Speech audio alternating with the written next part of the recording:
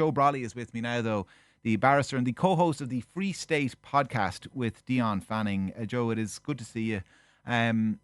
Since you and I last spoke, I know you've borne witness to some really awful scenes. You were there on Thursday morning on Parnell Square in Dublin when this attack happened outside the school, when those poor students were injured along with one of the carers who had them in their ward. And, you know, without getting into the detail of exactly what you saw, because I'm sure it was horrific and would leave anyone shook, you would have also seen the response to it, to that attack, the aftermath, the intervention of Kayo, this Deliveroo driver who's become such a hero for so many. Maybe talk to me a little bit about that.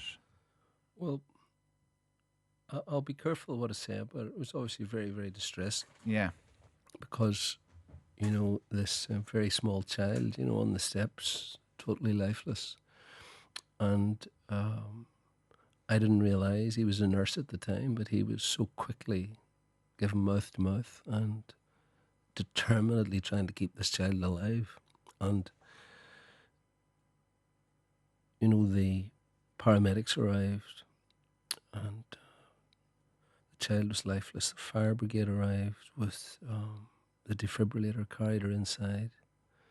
And, you know, you had these 10, 12 people frantically trying to keep this small person alive. And then, you know, the ambulances were there. She was taken off to hospital, you know, and it was an illustration of how humane our system is and how precious human life is. And one of the most extraordinary things was that whenever the gentleman who had attacked the children and the classroom assistant, who was badly slashed herself, he was intercepted. And whenever he'd been sort of incapacitated, 3 women took it upon themselves to protect him and probably save his life, because there was great anger at that stage. People were seeing the child. You know, there's huge crowds around there all the time. Yeah. Very multiracial place. People saying, "Oh, he's attacked a child." So people were going for him. And these 3 women stoutly, including, I think, an American tourist, because she said to me, "Oh, he's dead. But, you know, he clearly wasn't dead. They just couldn't see him because they were facing out. And then to see all that being taken advantage of, you know, by the sort of the burgeoning Irish hate movement, which is all it is. I mean, hatred is Matthew Collins, you know, the recovered neo-Nazi who came into the podcast. Yeah, he's great. He's great. He wrote a book called Hate, you know, and he had his epiphany after they'd attacked Muslim women who were having a meeting in a library in London, you know, and beat them to a pulp using snooker balls and stockings, you know, including a pregnant woman. It was horrific stuff. And he said he came to covered in blood, essentially, and realised something deep inside was dying. And he says, you know, that the solution to every problem that the far right has, you know, whether it's the far right here, the fellas who are going around harassing the librarians, you know, all the rest of it, is to hit someone in the face with a hammer. So you go potholes in the footpath, smash someone in the face with a hammer. You know, not enough nurses, smash an immigrant in the face with a hammer, smash a black person. I mean, his father, he talks about this in his book, was a very proud Irish racist who ran off with the babysitter who was black. You know, and it illustrates the sort of the fantasy of this, you know, and how we can no longer pursue a light touch policy in relation to it. I mean, Conor McGregor, you know, saying Ireland, we are at war.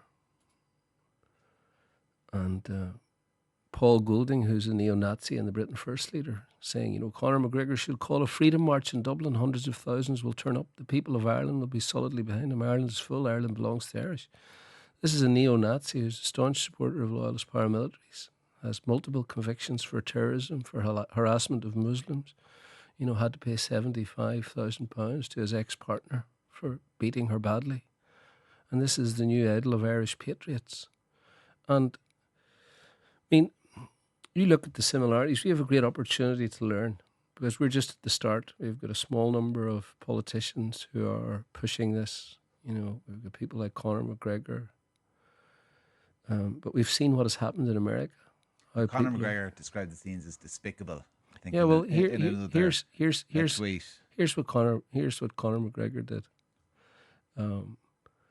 and his contribution is typical of the wealthier haters. First stirred it up. Ireland, we are at war. At war with whom? At war with whom? Brazilian Deliveroo drivers, Filipino nurses, American tourists. Who are we at war with? And then when it kicks off, and I did see Connor on O'Connell Street when it kicked off, those were despicable scenes last night. And he uses two pictures. He must have done some research to find them. Two pictures of non-whites looting in his tweet. And you've got the Britain First leader cheering this on, because the aim overall is to destabilise democracy and distract poor people from the real issues and causes of inequality. So instead of organising for social activism, they riot, attack and loot. Now what happens? Their kids go to prison. Their future's destroyed. Yeah. Families' future's destroyed. It's entirely self-defeating. And then you've got people like Suella Braverman, like Paul Golding, like Donald Trump in America, calling them true patriots. They're not going to prison. You mentioned that we're kind of in the early stages of it. That was one of the things that Thursday proved to a lot of people, or certainly displayed to a lot of people, was that there maybe had been this misconception that we were going to be immune to this because of our history of emigration, that somehow we were kind of unique among the nations of the world because we'd exported so many people that we were not fertile ground for a hate movement. And I think Thursday, what was one of the most dispiriting aspects of it all was that kind of fantasy was punctured to a degree. I mean, we have the same rot and racism, but maybe not to the same degree. I think we've had light touch. We've watched librarians being harassed, women being assaulted all around the country, immigrants being attacked, tents being burned, all those things, and the chief constable. And it's a tactical decision, a strategic decision. It will have light touch. But Matthew Collins, who is, as you know, Hope Not Hate, has his life's work now is to infiltrate these hate movements and to expose them in court. They've been tracking the Irish hate movement for a while, and he keeps making the point that you cannot have light touch with hatred, because in the end, hate is transferable. No one, I was thinking about this before I came in, no one hates Ireland, and I mean no one hates Ireland more than the Irish far right. They hate bus drivers, librarians, Luas drivers, teachers. They hate teachers. Women, gays, trans. They loathe trans people. Politicians. Can't stand politicians. Hate working people. Muslims, Jews. The Jewish replacement theory. We see them standing on O'Connell Street and making these outrageous speeches, outrageous anti-Semitic speeches. The GAA, nurses, doctors, the homeless, sports people, you. They hate you, they hate me. Yeah.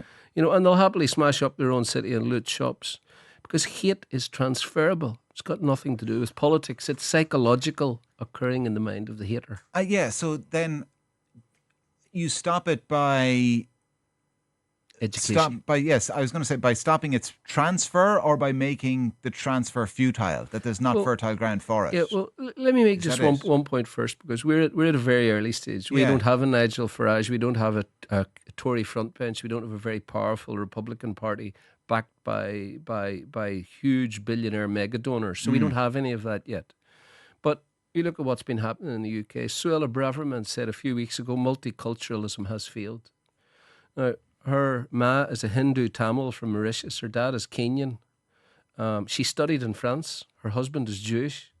The Prime Minister is a Hindu of Indian origin. Both his parents were born in Tanganyika in Africa. Priti Patel, who's the Home Secretary, her grandparents were born in Gujarat, India. Her parents fled Uganda under persecution, and under her regime would not have been admitted to the UK. Sajid Javid, Punjabi immigrant parents, Pakistan. Kwasi Kwarteng, his parents emigrated from Ghana. With all of those ingredients, there's no reason to believe they should go down this road. But if they can do it, of course we can too. It's all about the money. It's all about getting the positions, the elite positions in politics, and destabilising democracy. And then, and that is why Finland in 2014 introduced a nationwide curriculum. Yeah, tell us about this. So what they did was they said, look, we're concerned, particularly at that stage, because they're on the Russian border, about all the Russian bots spreading misinformation, disinformation, deep fake videos, all of that sort of thing. So they did what they do in Finland. They set up a comprehensive curriculum. So from 5 years of age, kids learn that's a bot, that's an anonymous troll. They learn the patterns. They break into workshops and discuss them. They watch deep fake videos. They learn to tune their ear to propaganda. They learn about hate movements, because xenophobia and hatred of the black, the Jew, the Muslim, the Irish, it's all been there. They're recurring patterns. So a young Joseph Goebbels, he took a leaf from the British Empire's book, The British Empire, how they dehumanized the Indian people, disgusting monkeys, dwarfs, dogs with weasel faces, all of the things that their chief propagandist Rudyard Kipling used to write. And once you dehumanize people, well, then it's not that big a deal anymore. I mean, one of the WhatsApp messages that's been intercepted by the guards was one of the organizers of the riot in Dublin saying, kill a Jippo, kill a foreigner. It's time to take our country back. Kill them if you see them, he says. This is the end. This is war. And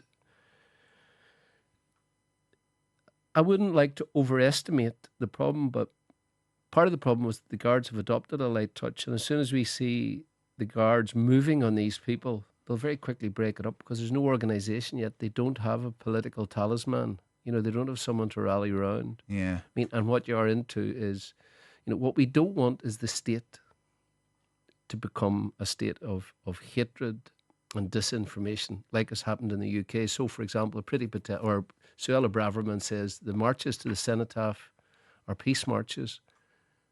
The Gaza march, the peace is a hate march. Yeah. 500,000 people go on that, no arrests. 2,000 far-right football hooligans. Tommy Robinson saying exactly, here's what Tommy Robinson said. He's the main neo-Nazi in England. Patriots, we must gather tomorrow to protect the cenotaph. Just like Conor McGregor's, Ireland, we are at war. It encouraged the far right out onto the streets. 2,000 of them attacked the cenotaph, violently attacked police officers. They broke through the police lines just a few minutes before the sacred minute of silence at the cenotaph. Because their answer to everything is smash a policeman in the face, smash an immigrant in the face, smash a Brazilian delivery driver in the face. And hatred there is mainstream. And the curriculum that Finland have, which continues throughout, it's pervasive throughout their classes. Yeah. So, and also what they've discovered in Finland, one is that children are extremely curious.